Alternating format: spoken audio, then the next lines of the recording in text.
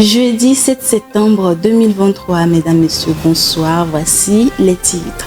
L'Agence danoise de développement international DANIDA va accompagner les agriculteurs ougandais avec un fonds de 1,5 million de dollars pour une bonne rentabilité agricole. Cette subvention sera plus investie dans la formation des agriculteurs sur l'utilisation des systèmes d'irrigation modernes. À suivre dans un instant. 4,5 milliards de dollars d'investissement pour les énergies propres en Afrique, c'est la promesse des Émirats arabes unis envers l'Afrique au cours du sommet africain du climat. Ce financement fera de l'Afrique une puissance verte. Et puis du côté de la Chine, les scientifiques ont développé une nouvelle technologie de transformation des eaux de pluie en source d'énergie renouvelable. Cette technologie va permettre de produire de l'électricité et également prévenir les risques d'inondation.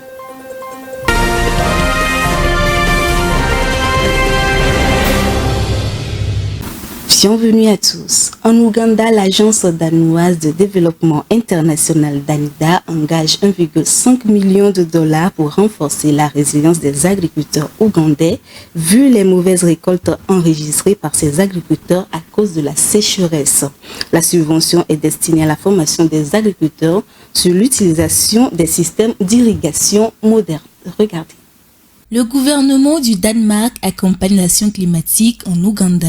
Copenhague a récemment débloqué 1,5 million de dollars au profit du projet Renforcer l'irrigation pour améliorer l'adaptation au climat et soutenir le système de production des petits exploitants en Ouganda.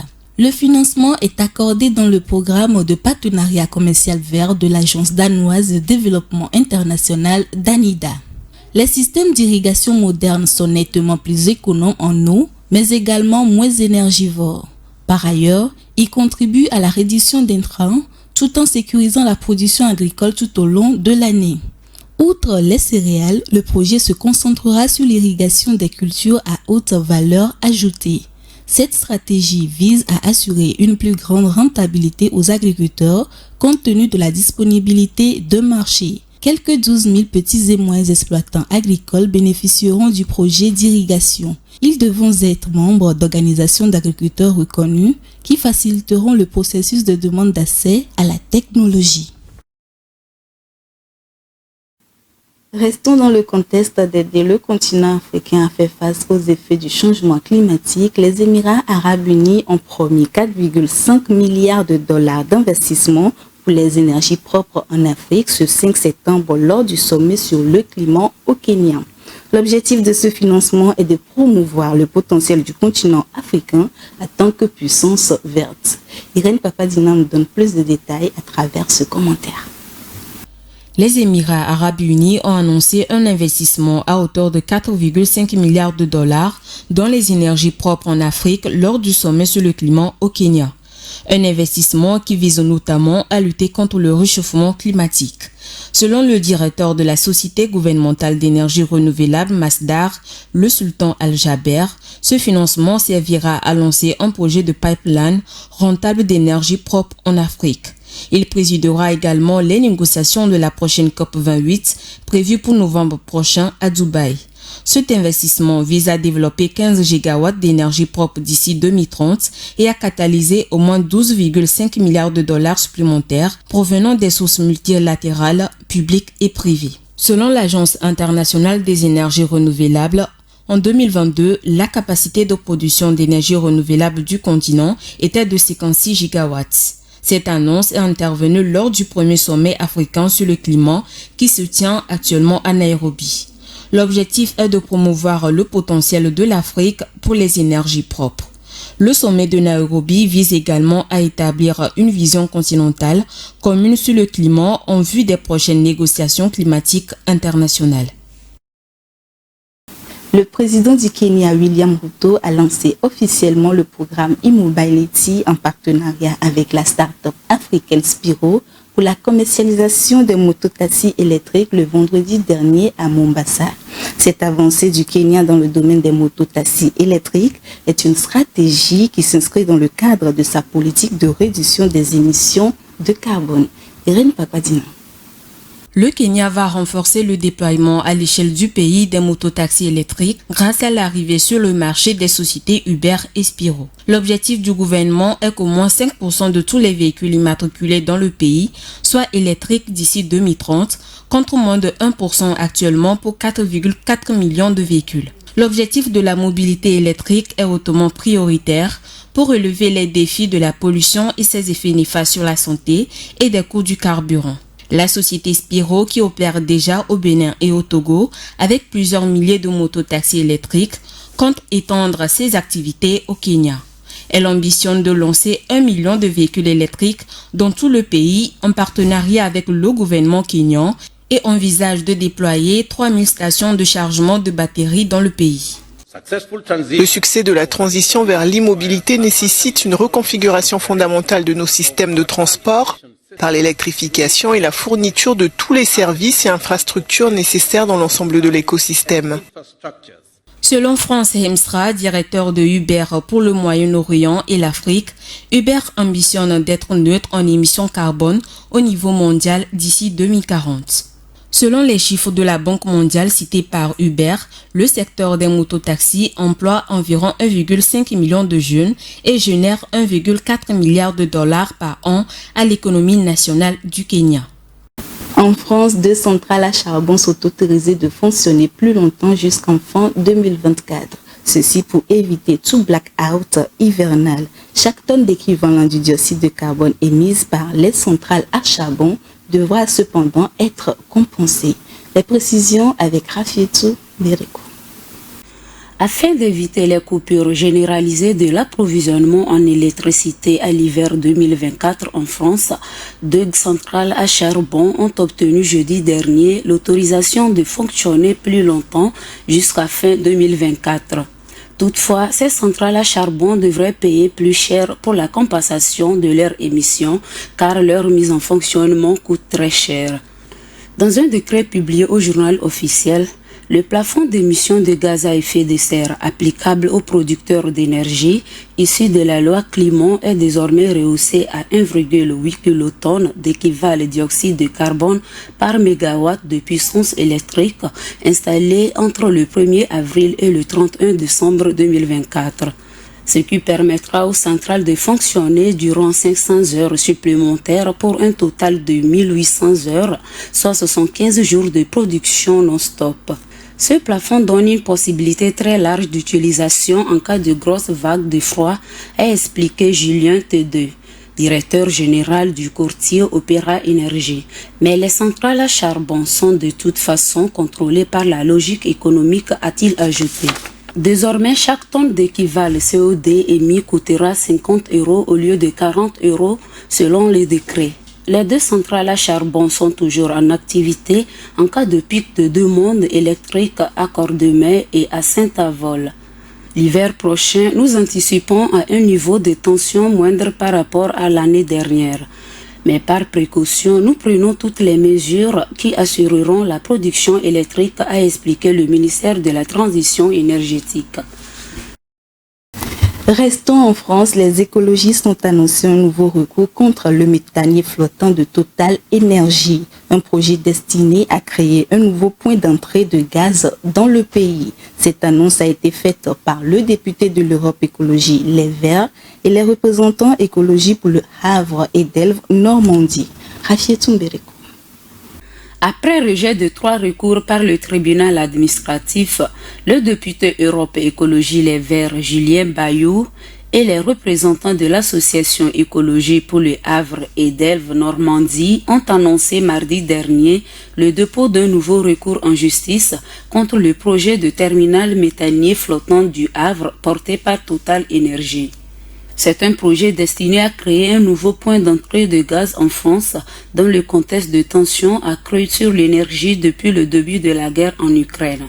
Cette nouvelle demande déposée par les écologistes est un recours pour l'excès de pouvoir doublé d'un référé de suspension. Lors d'une conférence, le député écologiste Julien Bayou affirme: comme c'est en référé, on peut espérer une audience dans les 2 voire 3 semaines avec une décision sous 4 à 6 semaines au total.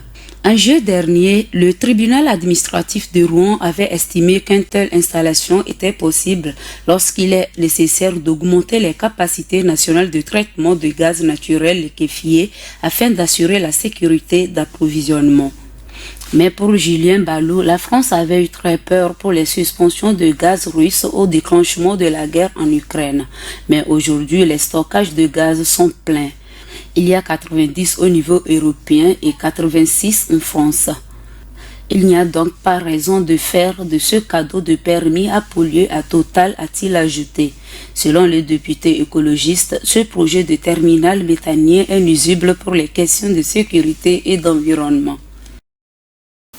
Un déluge s'est abattu sur le nord-ouest d'Athènes, la capitale de la Grèce. Avec un bilan humain un peu léger, il est tombé en 24 heures l'équivalent d'une année de pluie.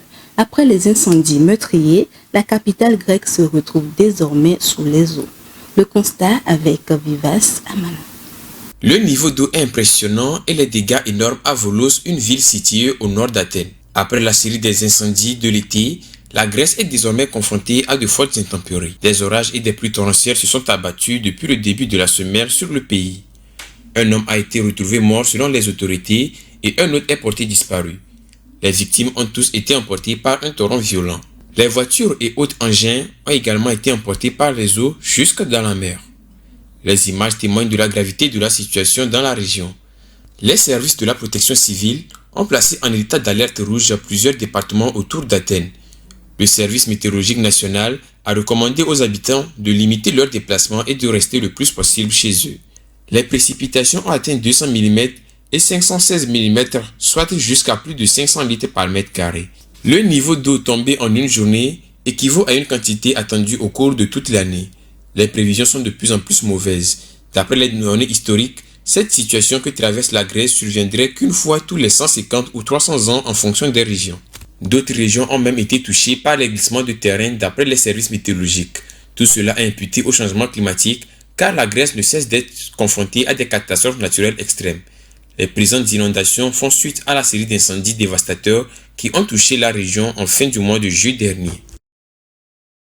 Un autre pays qui subit les inondations après les feux de forêt, c'est l'Espagne. Après une série d'incendies, le pays est désormais confronté à des pluies torrentielles.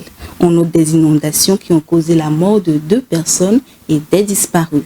Les autorités ont placé plusieurs régions en état d'alerte et continuent les opérations de secours. Viva Samana. Des pluies torrentielles se sont abattues sur l'Espagne en ce début de semaine et ont fait déjà plusieurs victimes. Dans la province de Castille-La Manche, au centre de la péninsule ibérique, de graves intempéries ont traversé la région. 2 personnes sont décédées et une autre est portée disparue selon les autorités locales.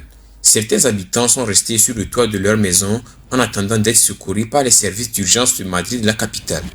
On peut voir des véhicules emportés par les eaux. Des routes ont été coupées en perturbant le réseau routier et même le réseau ferroviaire. L'Agence météorologique nationale a maintenu en alerte cette région autour de la capitale, Madrid. Des rues et des maisons sont inondées. Les autorités ont demandé à la population de rester le plus possible à l'intérieur et d'éviter les déplacements dans les zones inondées. L'Espagne est en première ligne du réchauffement climatique car il est régulièrement frappé par des situations météorologiques extrêmes. Les fortes intempéries font suite à une série d'incendies et de sécheresses qui ont ravagé le pays du sud de l'Europe.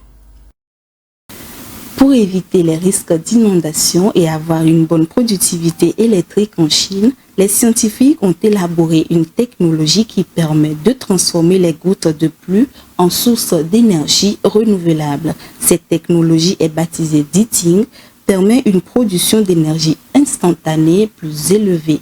Rafietou Mberikou. Quand on parle des énergies renouvelables, le soleil et le vent viennent immédiatement à l'esprit. On pense beaucoup moins à la pluie. En Chine, les chercheurs de l'université Tsinghua ont développé une méthode pour capter l'énergie cinétique des gouttes de pluie et la convertir en électricité utilisable. C'est un panneau pluviovoltaïque appelé Diting qui possède une production d'énergie instantanée plus élevée, capable de récupérer l'énergie des gouttes de pluie qui s'écrasent à sa surface. Les panneaux Diting construits avec des générateurs de pont se sont avérés indépendants les uns des autres, ce qui signifie que la perte de puissance involontaire pourrait être réduite.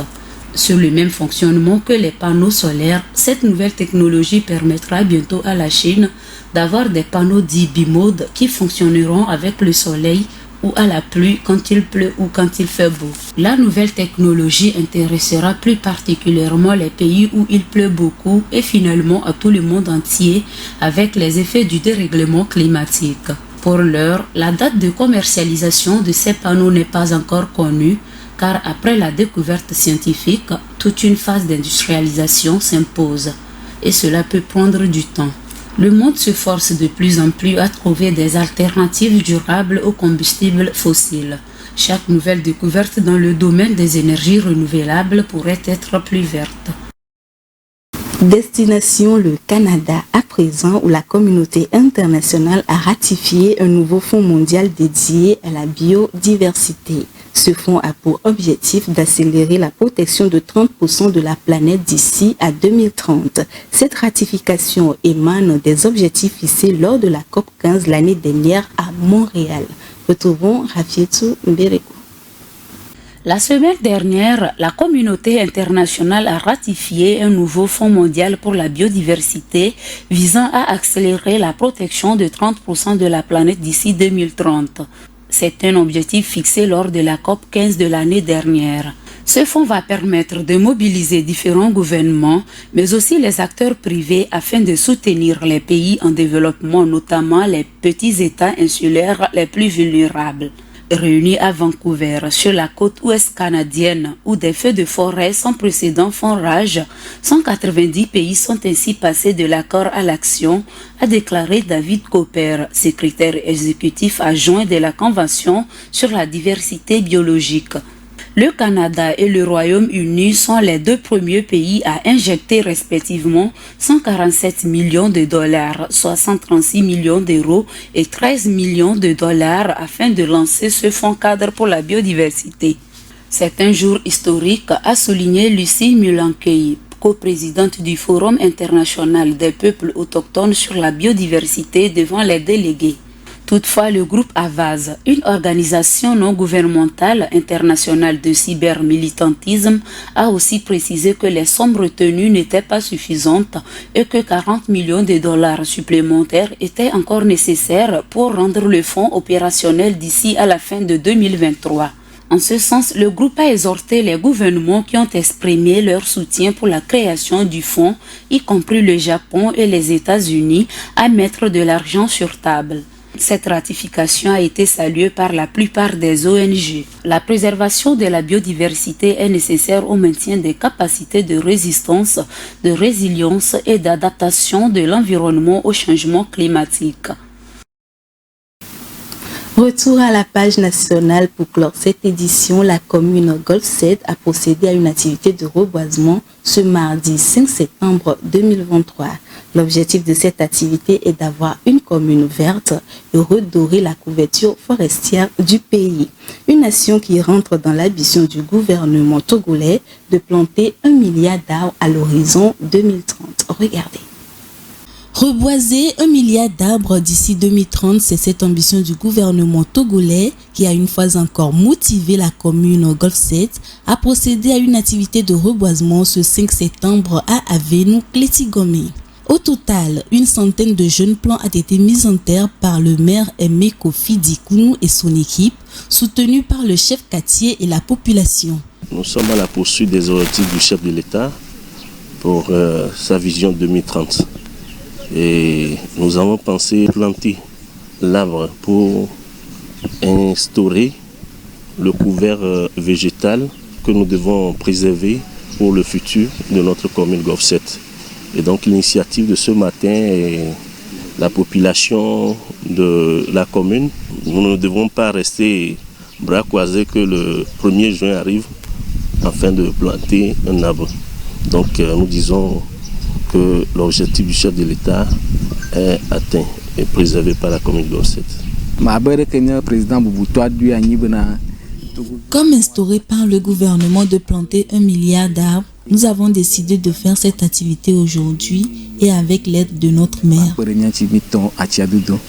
Quant à la question du suivi des plants mis en terre, l'équipe de la mairie sera aidée par la population. Et nous avons l'équipe DST qui est en place déjà, qui font le suivi sur le terrain. D'ores et déjà, nous avons planté d'autres arbres pour la commune et déjà le résultat est palpable et positif.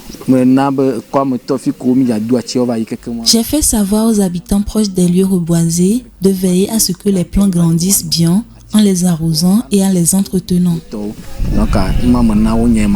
Rappelons que le gouvernement togolais ambitionne de planter cette année 23 millions d'arbres pour relever le taux de couverture végétale qui se situe aujourd'hui avec 4%.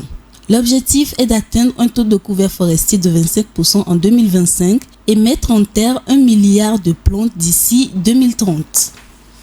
Ainsi prend fin ce journal. Merci de l'avoir suivi. Merci à l'ensemble de la rédaction et de la réalisation très fidèlement.